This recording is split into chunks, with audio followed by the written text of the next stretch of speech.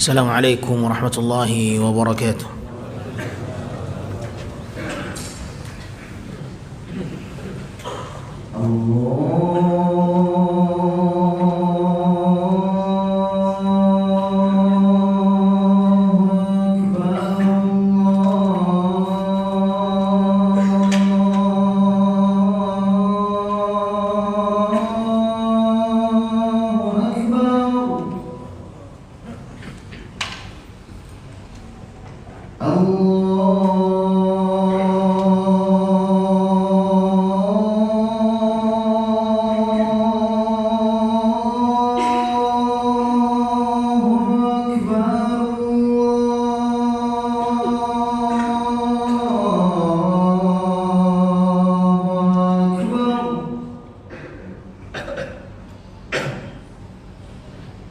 أشهد أن لا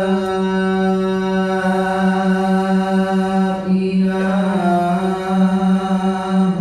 إلا الله.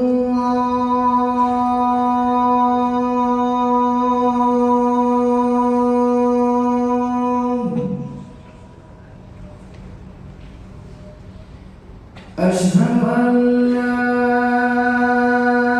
إله إلا الله.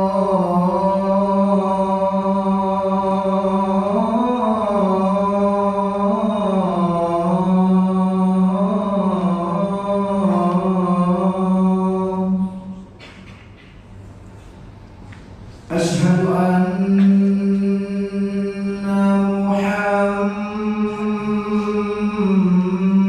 محمد رسول الله.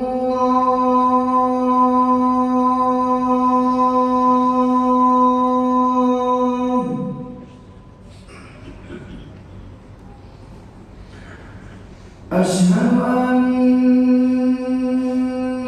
محمد رسول الله.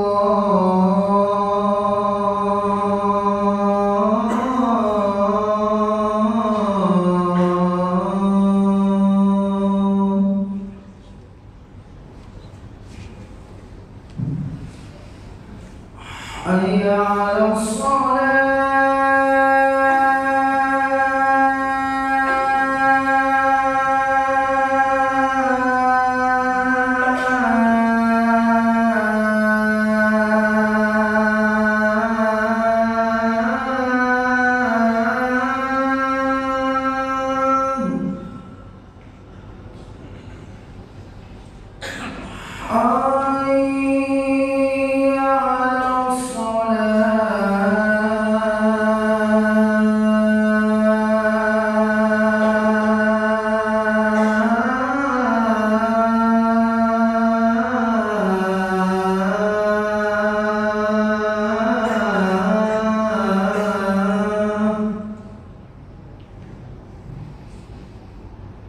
حي على الفلاح.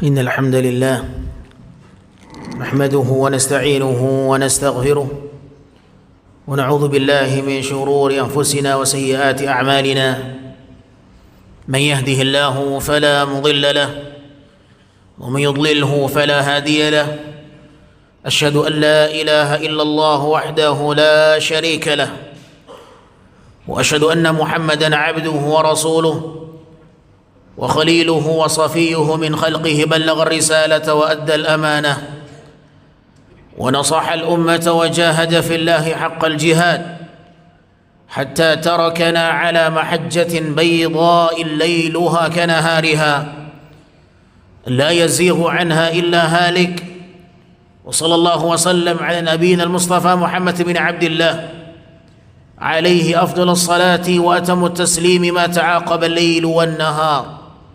قال الله تعالى في القرآن الكريم: يا أيها الذين آمنوا اتقوا الله حق تقاته ولا تموتن إلا وأنتم مسلمون. وقال: يا أيها الذين آمنوا اتقوا الله وقولوا قولا سديدا يصلح لكم أعمالكم ويغفر لكم ذنوبكم ومن يطع الله ورسوله فقد فاز فوزا عظيما. وقال: يا أيها الناس اتقوا ربكم الذي خلقكم من نفس واحدة وخلق منها زوجها وبث منهما رجالا كثيرا ونساء واتقوا الله الذي تساءلون به والأرحام إن الله كان عليكم رقيبا. فإن أصدق الحديث كلام الله وخير الهدى هدى نبينا محمد صلى الله عليه وسلم وشر الأمور محدثاتها فإن كل محدثة في الدين بدعة وكل بدعة ضلالة وكل ضلالة في النار. معاشر المسلمين rahimani wa rahimakumullah. Saat ini kita sedang berada di hari-hari yang terbaik, hari-hari yang sangat mulia, hari-hari yang sangat istimewa yang ada di muka bumi. 10 terakhir dari bulan Ramadan dialah hari yang terbaik yang pernah ada di dalam kehidupan, yang hadir dalam kehidupan orang-orang muslim. Dan di hari-hari ini tidak ada yang terlintas dalam benak dan fikiran orang-orang yang beriman melainkan Lailatul Qadar. Tidak ada yang terlintas, tidak ada yang hadir dalam benak dan fikiran orang-orang yang beriman di hari-hari terbaik ini melainkan satu malam yang dikenal dengan Lailatul Qadar, malam yang lebih baik daripada 1000 bulan. Itulah yang selalu hadir dalam lintasan dan fikiran orang-orang yang beriman ketika mereka berada di 10 terakhir dari bulan Ramadan. Maka Lailatul Qadar adalah puncak daripada bulan Ramadan, ahibati fillah yang dimuliakan Allah. Oleh sebab itu, ketika kita berada di 10 terakhir Ramadan, kita akan mengerahkan apa yang bisa kita lakukan dengan maksimal. Maka jangan pernah kita menyia-nyiakan waktu yang singkat ini, ahibati fillah. Ketika kita terbayang Lailatul Qadar yang selalu hadir dalam lintasan fikiran kita di 10 terakhir ini, maka apa yang ada di balik daripada Lailatul Qadar? Apa yang ada di balik Lailatul Qadar itu? Ketahuilah, sesungguhnya yang sedang kita harapkan di balik Lailatul Qadar adalah pengampunan Allah Subhanahu wa taala. Tidak ada yang paling diharapkan dari Lailatul Qadar melainkan pengampunan Allah Subhanahu wa taala. Bukan hanya sebatas pahala yang dilipat gandakan dari setiap amal kebajikan, akan tetapi yang lebih daripada itu, Lailatul Qadar adalah momen di mana seseorang bisa mendapatkan pengampunan dari Allah Subhanahu wa taala. Dan itulah puncak dari apa yang diharapkan oleh orang-orang yang beriman di balik Lailatul Qadar. Oleh sebab itu Nabi mengarahkan Ibunda Aisyah radhiyallahu taala agar meminta pengampunan kepada Allah apabila berjumpa dengan Lailatul Qadar.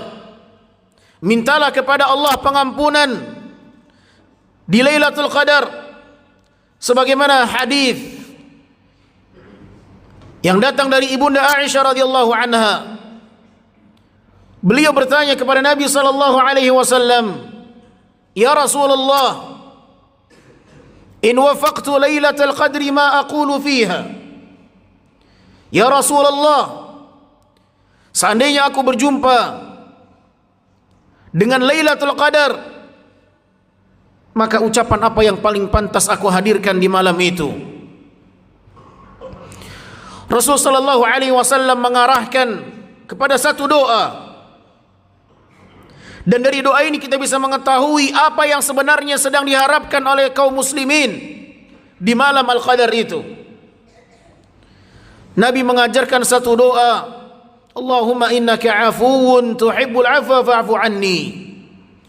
Quli, katakanlah wahai Aisyah, satu doa di mana engkau mengatakan di sana, ya Allah, sesungguhnya engkau adalah zat yang maha pemaaf dan engkau menyukai sifat pemaaf, maka maafkanlah aku. Innaka afuwun, sesungguhnya engkau ya Allah maha pemaaf, tuhibbul afwa, dan engkau menyukai sifat pemaaf, fa'fu anni, maka ampunilah aku. Apabila kita memperhatikan doa yang Nabi arahkan kepada Ibunda Aisyah ini, maka dapat kita simpulkan bahwa tidak ada yang paling diharapkan oleh orang-orang yang beriman di malam Lailatul Qadar melainkan pengampunan dari Allah Subhanahu wa taala. Maka hadirkan rasa harap yang dalam di malam yang diharapkan di sana Lailatul Qadar adalah pengampunan Allah Subhanahu wa taala. Dan perhatikan hadis ini ma'asyiral muslimin. Nabi sallallahu alaihi wasallam tidak mengarahkan kepada Aisyah untuk melakukan banyak amal, tetapi Nabi hanya mengarahkan kepada satu amalan ini saja. Nabi tidak mengarahkan perbanyak baca Quran. Nabi tidak mengarahkan itu. Tetapi Nabi mengatakan, quli, katakanlah dan bacalah doa ini. Seakan-akan Nabi SAW ingin mengajak kita untuk memaksimalkan doa ini di malam Al-Qadar. Oleh karenanya ma'asyarul muslimin yang dimuliakan Allah, seandainya kita sedang membaca Al-Quran di 10 terakhir ini, maka selipkan doa yang satu ini dan sering menghadirkannya, karena dia merupakan amalan prioritas, amalan yang berada pada skala yang paling tinggi untuk dijadikan sebuah agenda di malam Lailatul Qadar. Dan ini menunjukkan keseriusan Ibunda Aisyah radhiyallahu taala anha yang betul-betul ingin memaksimalkan bagaimana yang sepatutnya dan selayaknya seseorang apabila berada di malam Al-Qadar. Hadirin kaum muslimin yang dimuliakan Allah, apabila kita memperhatikan doa ini, maka terdapat di dalam doa ini sebuah isyarat. Hendaklah setiap kita melakukan apa yang disukai oleh Allah. Apa yang disukai oleh Allah? Memaafkan kesalahan orang lain. Perhatikan baik-baik hadis ini. Perhatikan baik-baik doa ini ma'asyarul muslimin. Nabi mengatakan, ucapkan, ya Allah, sesungguhnya engkau adalah zat yang maha pemaaf dan engkau menyukai sifat pemaaf. Tuhibbul afwa, engkau menyukai sifat pemaaf. Seakan-akan kita sedang berikrar, kita sedang mengakui bahwa Allah menyukai sifat pemaaf itu. Dan apabila Allah menyukai sifat pemaaf, maka apa yang terlintas dalam diri kita? Jadilah Anda orang yang mengerjakan sesuatu yang dicintai oleh Allah, mudah memaafkan kesalahan orang lain, karena Allah menyukai itu. Latih diri agar tidak menyimpan dendam, tidak menyimpan permusuhan, tidak menyimpan kedengkian. Ini bulan suci, bulan di mana kita harus membersihkan diri, mensucikan hati, buang jauh-jauh segala bentuk kotoran-kotoran dan penyakit hati. Maukah kita mendapatkan ampunan dari Allah? Maka jadilah Anda orang yang memiliki sifat pemaaf itu. Karena itu di antara syarat seseorang yang ingin mendapatkan ampunan Allah, maka tidak boleh dia bermusuhan dengan yang lain.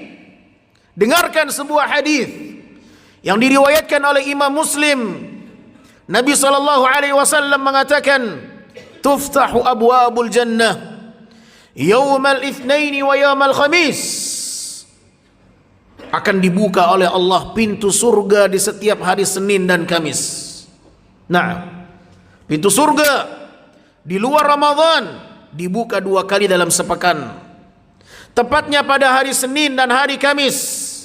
Dan ini perkara gaib yang wajib kita imani walaupun kita belum menyaksikannya secara langsung, tetapi kita membenarkan apa yang dikatakan Rasul sallallahu alaihi wasallam. Nabi menyebutkan dibuka pintu surga di setiap Senin dan Kamis. Apa yang terjadi? Apa efek? Seandainya pintu surga dibuka oleh Allah Subhanahu wa taala, fayughfaru likulli 'abdin la yusyriku billahi syai'a. Nabi mengatakan hamba Allah akan mendapatkan pengampunan apabila mereka tidak berbuat kesyirikan sedikit pun, tidak menjadikan Allah sebagai sesuatu tandingan dengan yang lain. Allah akan berikan ampunan untuk hambanya yang tidak berbuat syirik sedikit pun kepada Allah. Kemudian Nabi mengatakan, illa rajulan kanat bainahu wa baina akhihi syahna fayuqalu anziru hadaini hatta yastaliha, anziru hadaini hatta yastaliha, anziru hadaini hatta yastaliha. Kecuali seseorang dia tidak berhak mendapatkan ampunan dari Allah ketika pintu surga dibuka apabila dia masih memiliki permusuhan dengan saudaranya. Apabila dia masih memiliki permusuhan dengan saudaranya, maka Allah mengatakan kepada malaikatnya, anziru, tunda, jangan berikan pengampunan untuk 2 orang yang sedang bermusuhan ini sampai keduanya berdamai. Tangguhkan 2 orang ini, jangan berikan pengampunan untuk keduanya sampai keduanya berdamai. Dan terus diulangi oleh Allah, tangguhkan 2 orang ini, jangan diberikan ampunan sampai keduanya berdamai. Ahibati fillah yang dimuliakan Allah Subhanahu wa taala, hadis ini sangat jelas bagaimana langkah seseorang untuk meraih pengampunan di malam Al-Qadar. Bagaimana sikap yang tepat kalau kita betul-betul ingin mendapatkan pengampunan dari Allah Tabaraka wa taala. Maka Anda harus juga siap memiliki sifat pemaaf agar Anda mendapatkan sifat maafnya Allah untuk dirimu. Karena orang yang masih menyimpan permusuhan dengan saudaranya, maka itu menjadi sebab dia tidak berhak dan tidak layak mendapatkan ampunan Allah Subhanahu wa taala. Oleh sebab itu, kalau kita ingin betul-betul berharap ampunan Allah, pastikan kelayakan diri kita untuk mendapatkan ampunan itu. Berusaha untuk melatih diri bagaimana kita memaafkan kesalahan orang lain dan tidak menyimpan dendam dan permusuhan. Dan itu adalah kata kunci bagi siapapun yang ingin meraih ampunan Allah Subhanahu wa taala. Maka jangan hanya sibuk membaca Al-Quran, jangan hanya sibuk mengerjakan salat malam, jangan hanya sibuk melakukan kebaikan-kebaikan tetapi hati Anda masih kotor. Anda tidak sibuk membersihkan hati dari kotorannya. Anda melupakan sesuatu yang paling penting. Organ tubuh yang paling penting Anda perhatikan adalah hati. Dia yang sangat menentukan. Innamal a'malu binniyat. Bukankah Nabi mengatakan sesungguhnya amalan seseorang, nilai amalan seseorang tergantung dari niatnya, dan niat merupakan amalan hati. Oleh sebab itu ma'asyiral muslimin yang dimuliakan Allah tabaraka wa taala, berusahalah untuk membersihkan hati, berusahalah untuk menjadi orang yang memiliki sifat pemaaf. Dengan itu kita berharap mendapatkan ampunan Allah subhanahu wa ta'ala di malam yang sangat mulia. Fa'tabiru ya ulil absari la'allakum tuflihun.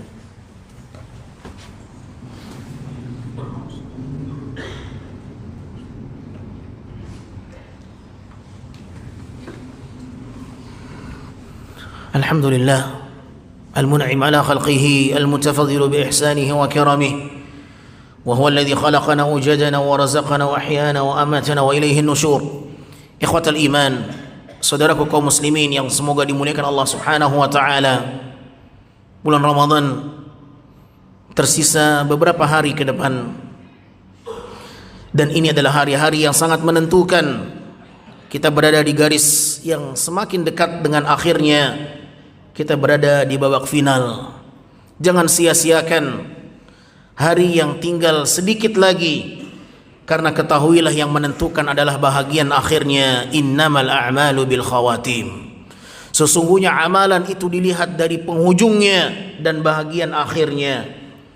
Apabila kita memiliki kesalahan dan kekurangan di awal Ramadan, maka kita bisa memperbaikinya di akhir-akhirnya.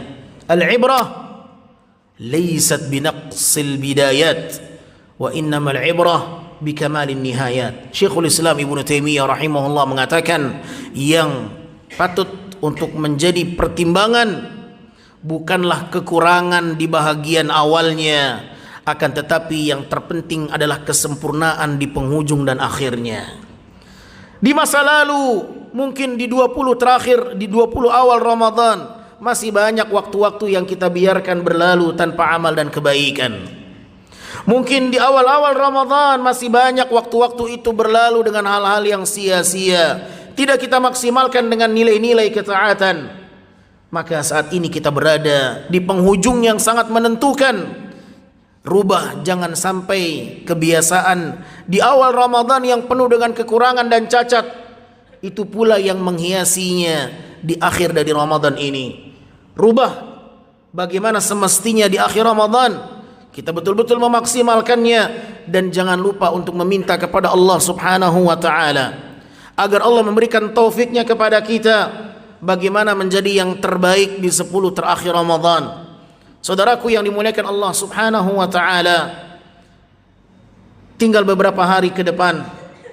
Hendaklah setiap kita berusaha untuk betul-betul membersihkan hati dan diri dari segala noda dan kotorannya. Dan hadis yang telah kita sampaikan di khutbah yang pertama patut untuk menjadi renungan kita bersama.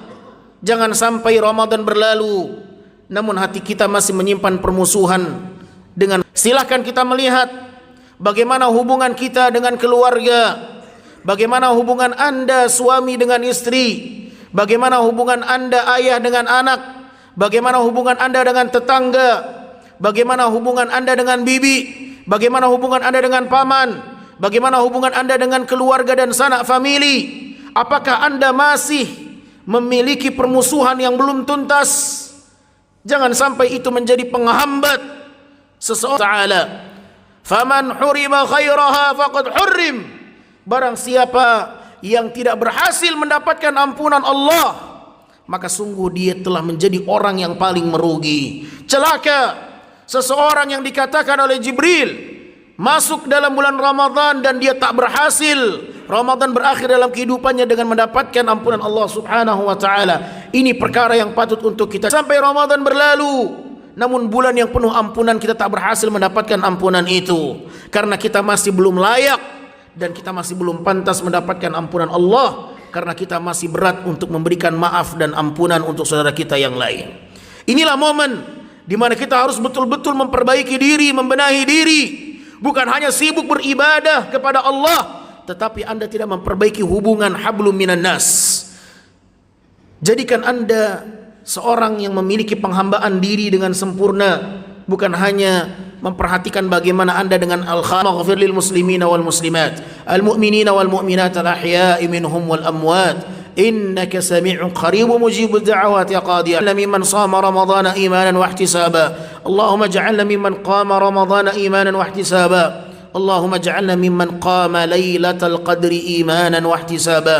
ربنا ظلمنا أنفسنا وإن لم تغفر لنا وترحمنا لنكونن من الخاسرين. اللهم أصلح أئمتنا وولاة أمورنا بما تحب وترضى وخذ بنواصيهم على البر والتقوى واجعل بطانتهم صالحين يا قوي يا عزيز.